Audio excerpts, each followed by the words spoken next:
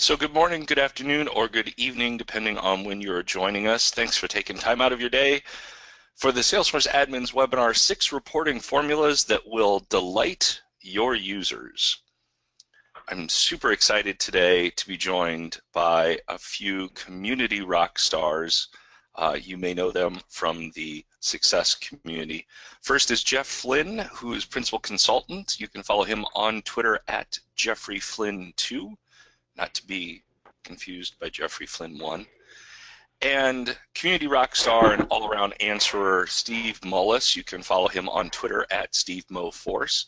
Of course, my name is Mike Gerholt, and you can follow me on Twitter at Mike Gerholt. Now, just to level set, as a Salesforce Admins webinar, or really just any Salesforce presentation, we have to have the forward-looking statements. So Salesforce is a publicly traded company. Please make all of your purchasing decisions based on current features and functionalities, and not on any of the new features that we may or may not show you in this webinar. And with that out of the way, we want you to be social with us. Follow Salesforce Admins, and that's Salesforce Admins, no I. Connect with other awesome admins using the hashtag AwesomeAdmin. On Facebook, we are Salesforce Admins, and we have a LinkedIn page that you could join as well. That's Salesforce Admins. And then, hey, if you're on YouTube watching videos, why not watch a video with us? Which reminds me that this webinar will be recorded, and you can find it on our YouTube page or on the webinar recap page, which was the same URL that you used to register. So join us in our Salesforce Admins webinar group on Success Community. This is the go-to place for all of the Q&A around this webinar. You can get there by going to bit.ly/admin webinar group. Please pay attention to the capitalization. Or if you're in the Success Community and you're logged in already, just type in Salesforce Admins Webinar into the search and you can find us. So with that, I'm going to hand it over to Jeff for today's agenda. Thanks, Mike. Thanks for having us today, and hi everyone on the phone. So just again, level set on my side on the agenda here. We're going to give you a quick intro to getting started with formulas for those that haven't used them before. We're going to go through, as the title says, 6 formulas that we think are really useful. We're going to give you guys some resources at the end so you can go and continue your learning afterwards. And then, time permitting, which it should, we'll have a little bit of Q&A. Just a heads up, so the formulas for here are really designed for reports. So we're really going to put a focus on showing you how you can really get some good reports out of them. And what we're trying to get across to is that these formulas really are portable. You know, we're using standard objects, regular stuff, so that you can take them and apply them to your own company. So we'll just give you a quick getting started with formulas. So I like to just tell everyone, 3 things to keep in mind about formulas. Formula fields really allow you to rethink those reporting requests that show up on your desk that someone's built in Excel. What we're trying to give you with some of these is a way to think about how you can take that Excel report and build it in Salesforce instead of saying, this doesn't seem to work based on the fields we have at hand. Really try to think outside the box a little bit. Number 2, just that they're not always for page layouts. This is a common admin case where users will ask for fields only if they can see them on the page. We're saying don't give them to them on the page, but let's use them in reports instead. And then 3, a big one for those of you thinking about making the switch, already made the switch, or are just getting started with Lightning. These formula fields are going to work the same in both. You're not going to have to worry about migrating your formula fields when you go from Classic to Lightning. So this is the formula editor, and full props to Steve Mullis for this slide, which I've seen posted many times on the Answers community. Probably how I got to know him first. To quote Steve, no one's ever gotten rabies by clicking on all these buttons. They're not going to bite you. They're not going to hurt you. And really what this is all about is when you're trying to build formulas and maybe you're getting stuck through the syntax, let Salesforce do that work for you. All these buttons on here will give you some kind of help to get that formula built. All of them will open in a new tab. It's a way to let Salesforce do the legwork while you get to take credit for the results at the end. And then if we flip to our first formula, so formula 1 is activity type. So a way to think about activity reports. So in terms of the problem we're trying to solve here, what we need to do is really understand what objects people are logging their activities against. Maybe we want to see where they're putting their focus. and maybe we can reposition them if need be. So the problem with this is that the standard activity reporting is all done object by object. So it won't allow you to group all the objects in a single report. The way we're going to get around that is we're actually going to build, I call it activity type, you can call it whatever you want, but it's really a case statement based on the related to field. Now, if you've never heard of what ID or who ID, the what ID is that ID for the related to lookup in your activities. And those first three characters are actually object prefix for that object. So what we're doing here is taking a simple case statement, and again, if you were doing this in the formula editor, let it do the work for you. Don't try and figure this out on your own. We're saying take those first three characters of the what ID, and if it's 001, then this activity has to be related to an account. If it's 500, it has to be related to a case. If it's 006, it has to be related to an opportunity. And depending on what custom objects you have in your org, for example, I like to track my favorite movies, your prefixes will differ, but each one will relate to a single object. In terms of the benefits of this, what this is really able to do is it lets you know what your activities are related to at an aggregate level. It lets you do activity reporting at a glance. You don't have to maintain a lot of activity reports. And it really lets you know where the effort is being focused. So if we go to the next slide just to show you guys what it looks like, I've got a group bar chart here to show where the effort is, and then a simple chart underneath that's just a matrix of assigned to versus the objects. So if we take a quick look at this, you can see that, for example, Steve Moe is putting all his focus on accounts and opportunities with nothing else in the other bucket that could be considered just clutter. And I'm clearly putting all my focus into other, and maybe there's an opportunity there for people to come up and say maybe you should be logging more activities against opportunities, or maybe you're not spending enough time with these accounts. What we're seeing here is that maybe you're spending too much time logging activities against pieces that are as relevant to our business right now. That, in a nutshell, is our first formula, and we'll go to formula number 2.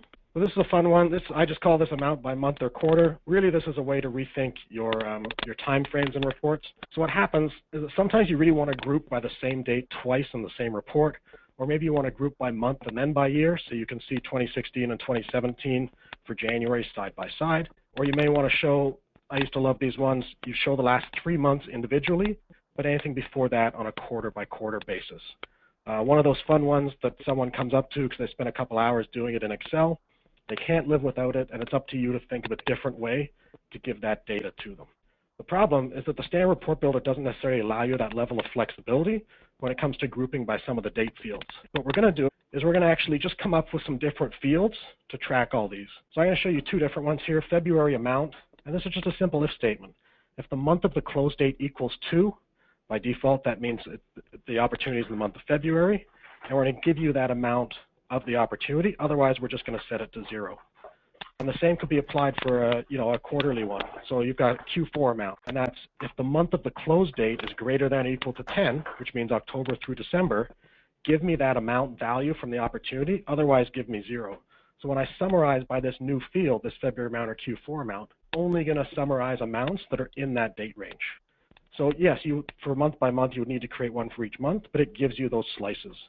So the real benefits of this, custom timeframes really allow you to avoid any complex filters, bang your head against the wall as you're trying to figure it out. You can show multiple timeframes at different aggregate values. And as I'll show you on the next slide, you're going to get the flexibility of a summary report with actually the look and feel of a matrix report. So if you look at this report here, this is actually a summary report where each of those columns, you can see February amount, March amount, Q1, Q4. Those are all individual fields that have been set up on the opportunity object. But by putting them together here, what you've been able to do is say, okay, last 3 months are January to March, for example. We've got a Q1 total, and then we've just got Q4 of last year because our management doesn't necessarily need to worry about October, November, December. They want to see that as a total, so they can look at our last 2 month over month, March versus February, and our last 2 quarter over quarter. So if you had tried to do this without these formula fields, you wouldn't have been able to get a report that looks like this. But because this is the report they're used to getting, they're going to have trouble letting go of Excel. So what we're doing here is just allowing you to give them that report by just putting a few fields on the opportunity instead of trying to build it all with the fields you already have. And with that, I'm going to hand it over to Mr. Steve Moelis to take you through the next few formulas. Over to you, Steve. Thanks a lot, Jeffrey. All right, my name is Steve Moelis, or if you're in the Salesforce Answers or Success community, you may know me as Steve Moe, and I want to share a couple of my favorite formulas that I've written that, as Jeff pointed out with his formulas, they have a really broad application in reports. So the first one I want to talk about is one that I call ultimate parent account.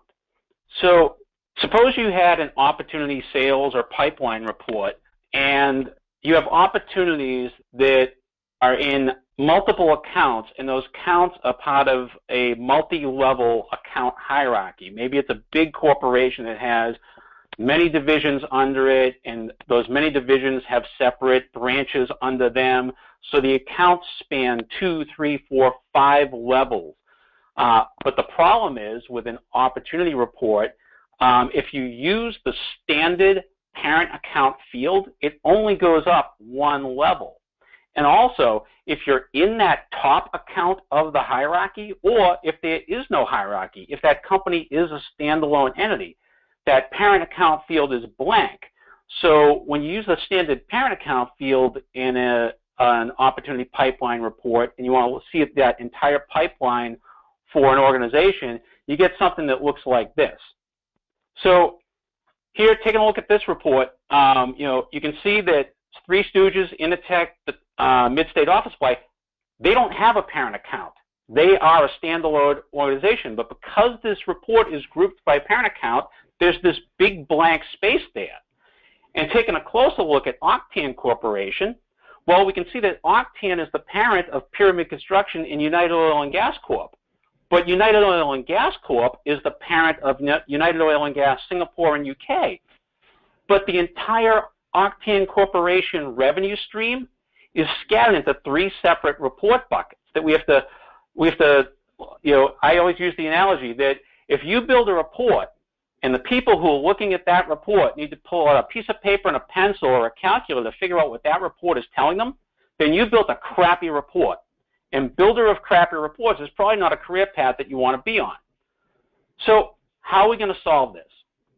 We're going to create a custom formula field on the account object, and that formula field is going to return the name of the top parent account in that hierarchy, no matter where in the hierarchy that account is or how many tiers are in that account hierarchy. And we're going to do it using a function called blank value. Now, if you've never used blank value before, what it does, it looks at a field, and if the field is not blank, it returns whatever is in that field and uses it in the formula. However, if that field is blank, you can give it a substitute to use in that field's place. And that's what we're going to do here. And I really owe a tip of the hat to Deepak Anand for years ago doing a great post on how to use blank value, and it really opened my eyes to this function. So a little shout out to Deepak Anand. You'll notice that when I select the blank value function, there's a link that says help on this function. That will automatically redirect you to the online help and training for that function. Great resources right there in the formula editor. So stepping into the formula we're going to build, we're going to click the insert function button and insert that blank value function into our formula. Then we're going to use the insert field button. And we're going to go into the account object, and we're going to go to the parent account lookup field, and we're going to step into that parent account and go into the parent account of that parent account. And we're going to click another level up and go into the parent of that parent account and keep clicking up and up and up until we get to the ultimate parent. Now, in my organization, typically our accounts are 3 or 4 levels of hierarchy at the most. So to give myself a little cushion there, I went up 6 levels. I should say that there is a limit. I believe it's around the 10th or 11th level that you will hit the max on the number of tiers that you can go up. But you're going to keep clicking up and up and up until you get to that top parent account, and then you're going to use the insert field button to grab the account name of that great grandparent account, but using blank value. If that field is blank, we open up another blank value and replace that with the great-great-great-great-grandparent. And if that is blank, we open up another blank value and grab the great-great-grandparent, and then open up another one for the great-grandparent, and then the grandparent. And if all of those are blank, then that means that the account that this field is on is probably the top account in that hierarchy, or there is no hierarchy. And I should point out that I built this entire formula using nothing but the insert field and insert function buttons. So this is actually a declarative formula built with clicks and no code. The only keystrokes I needed to build this formula was when I typed in the name ultimate parent account to name the field. So we build our formula, we add it to the account object, and we have the option to add it to the account page layout. And so now, the cool thing about formulas is that when you create a formula field on a standard object, nearly every standard off-the-shelf available report automatically has access to that formula field. So this is actually the exact same report that I used in that first screenshot. But after I save my formula field, I go back and edit my existing report. Don't have to build a new report. I got my favorite old report. I just want to add my new field to it. There it is, right there in the account custom info, my ultimate parent account name field. I grab that, I drag that up, and I replace parent account with my new ultimate parent account as my report grouping. Now I run my report, and now I get this.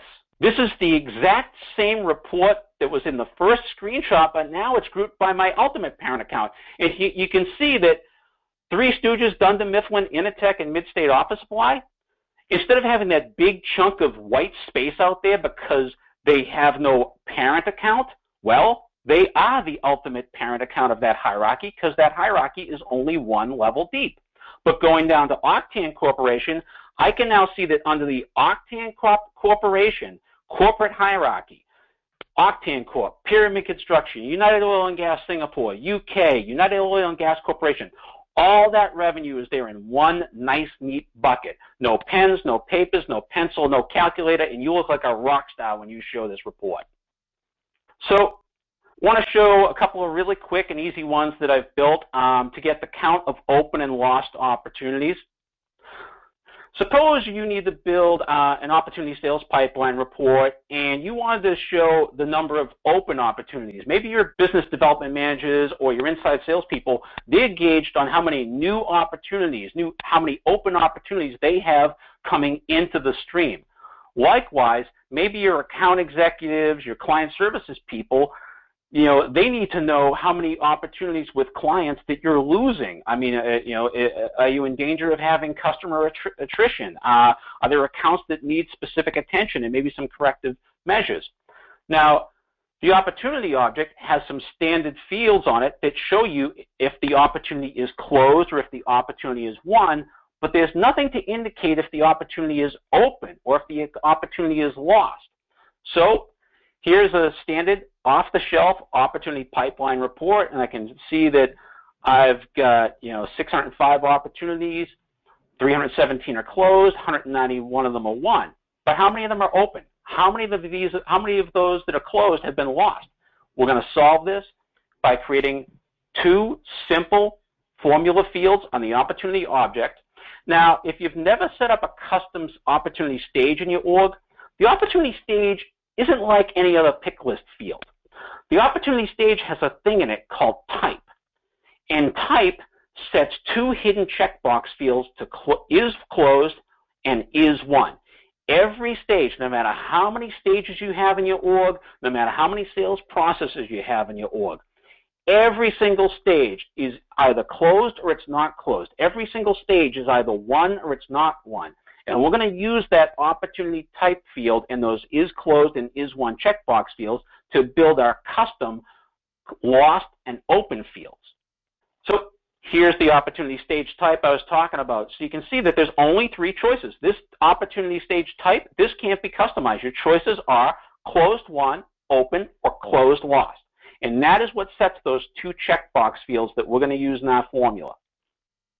So our first one, we're going to create a custom field in the opportunity object. We're going to select formula as our data type, and our return type is going to be a checkbox. And our formula is just going to be, we're going to use the insert field button. We're going to go into the opportunity. We're going to insert that closed checkbox field. The API field name of it is actually is closed. And we're going to ask, is closed false? Or you also have the option of just saying not is closed if you'd like to write your formulas like Yoda from Star Wars. And that's it. That's our formula.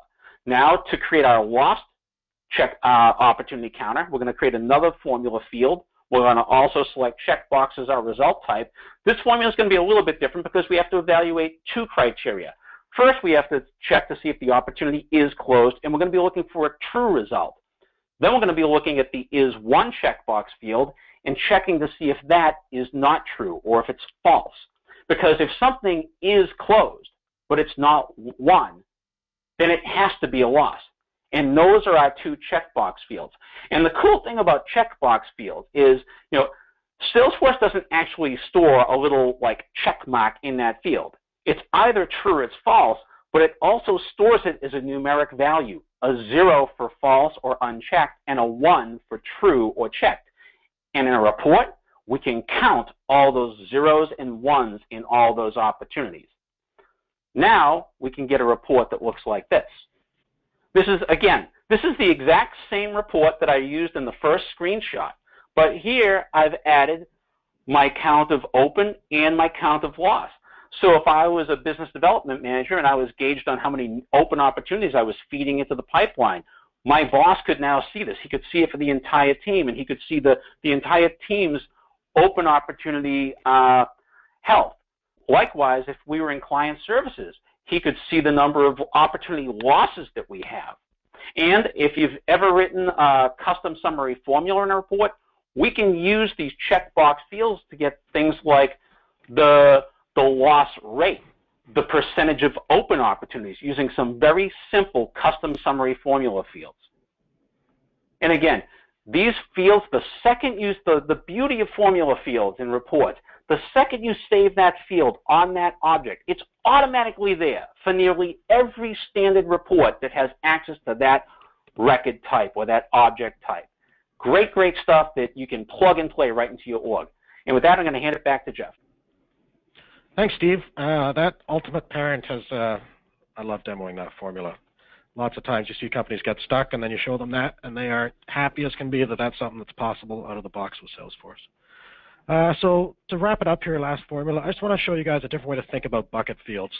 A quick review of buckets. Buckets are essentially, they're ways to group and organize your data within reports. So you can create a bucket for numbers, pick lists, text, and it's just you're creating it once you get into the report.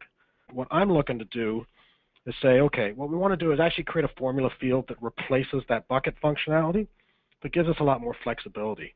So the reason you might want to do that is if you find yourself using the same bucket over and over again. I see this a lot with kind of C-suite or executive reports, where they don't want to get into the details. They want a higher level. Think kind of stage groupings is a classic one. And then the problem is you build all these reports, and then a new VP comes in, as they are known to do, and want to change it all over for you. And next thing you know, you've got to go back and change 100 different reports. So what we're going to do is just show you how easy it is to recreate bucket functionality in a formula field. And this is actually a nested if, and this is really simple. All it is we're going to say on the opportunity, if the amount's greater than 500,000, let's just call it a large deal. If the amount is, if it's not, but it's greater than 250,000, we'll call it a standard deal. Otherwise, we'll just call it small potatoes, and they may not really want to look at it that much. So the benefits of these, they're a lot easier to build because you can just build it in one place. You're used to building these formulas right in that formula editor. They're easier to maintain across the reports because you're only going to have to change it once, and it's going to go and change all those reports for you. And it's easier for your users to use because your users, if they're running their own reports, it's the same spot. They don't have to learn how to create bucket fields. You've just given their report. All they need to know is that they can group it like any other field that they're used to using. So if we go to the next slide, really what this is, just a way to show you guys, it works exactly the same as a bucket field would. It's just another way to group your report. So in this case, we've grouped our large deals by stage because we want to see for the ones we really care about what stage they're at. And then we've also got some really small deals, and as would be expected, a lot of them are just at the prospecting stage right now. So it's a way to think about a different way of doing functionality that's actually going to save you a lot of time.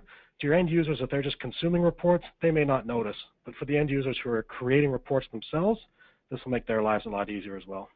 And with that, I'm going to hand it back to Mike Gerhold to finish up the webinar. Thanks, Jeff and Steve. That's super informative, and it's a lot of really great formulas that we went through. So I'm going to give you some resources on where to get started and how to essentially build your journey to becoming the next Steve Mullis or Jeffrey Flynn. Trailhead.salesforce.com is where you go. There's modules on formulas and validations, advanced formulas, and even reports and dashboards. As many of you are participating in the success community, the success community is where Steve is, it's where Jeffrey is. They answer a lot of your questions. And we even threw together a bit.ly link for you so you can get help with sample formulas, bit.ly/formula operators and functions. And just to address a lot of the questions, all of these slides will be posted to the URL registration that you used, including the recording. So that way you can copy the formulas, go back and review the slides, listen again. I know we went through a few things quite quickly. But we do have time for some Q&A, and I also want to remind you that there will be a survey if you go to bit.ly/AW survey-6 formulas. That's admin webinar survey-6 formulas. And the bit.ly for slides is bit.ly/6 reporting formulas. So Jeffrey and Steve, we got some questions about formulas. I'd love to know, you guys build a ton of formulas. If you get an error while you're building a formula, what is your thought process for addressing that error? So usually the way I figure it is that if you get an error, your formula is probably a decent length. If it's really small, then you've got the help topics to help guide you. 1 = 1 is about as simple as a formula gets. That should pass your syntax test. What I recommend people do is cut out all the complications you've added to your formula, break it down to something really small, and then keep checking syntax as you increase the complexity of the formula so that each time you can pinpoint exactly where the issue is because you know what's been working up to that point. So it's kind of a stepped approach, and I'll see if Steve wants to layer onto that one. Yeah, no, I totally agree. Especially, it depends on what you're trying to do in the formula. I mean, if it's a validation rule, well, first of all, the nature of the error. If it's a syntax error, then you know that you're either asking a function to do something that it's not capable of doing, or you've got a comma or a paren in the wrong place or something like that. And then I try and remove pieces and retest, remove pieces, retest. Now, if it's a formula field, like a lot of the ones that me and Jeff did in today's session, and the formula is passing syntax, but it's yielding a bad result. I always use the analogy when I'm explaining how to write a formula to somebody. If you think about algebra, A plus B in parentheses divided by C will give you a completely different result than A plus B divided by C in parentheses. So the placement of so just because you build a syntactically correct formula doesn't mean you're home free. So I always recommend, and I actually posted a link on the success community for this, whenever I'm writing a formula field, I create a report or a list view that displays side by side every single field that formula is calling in, and in the last column, the formula result. So that if my formula is supposed to add A and B and then divide it by C, but my formula result is giving me my formula is giving me an incorrect result, then I can start to figure out, okay, it's doing some math, but it's not doing the right math. So what is it? How is it getting to this number? Okay, it's doing the math here. It's doing the addition here when it should be doing the division here. It's doing the division here when it should be doing the multiplication there. So yeah, I strongly recommend that whenever you write any kind of formula, before you, especially, and again, a lot of the focus of today's session was about reports. If you're building a formula and it's going to be in a report that's going to be consumed by your users and your upper level users, you want to make sure that your math, your logic is solid. Because builder of crappy reports might not be a career path you want to be on, but builder of incorrect reports, the reports that your board members are looking at and making decisions when you're feeding them bad information, that's an even worse career track. Well, thanks for inviting the anxiety from math class back and reminding me about algebra. That's what I'm here to do. If you have any questions, bit.ly/admin webinar group, and of course the slides are bit.ly/6 reporting formulas. And with that, we'll tie a bow on the session, and thank you for joining us today for our webinar.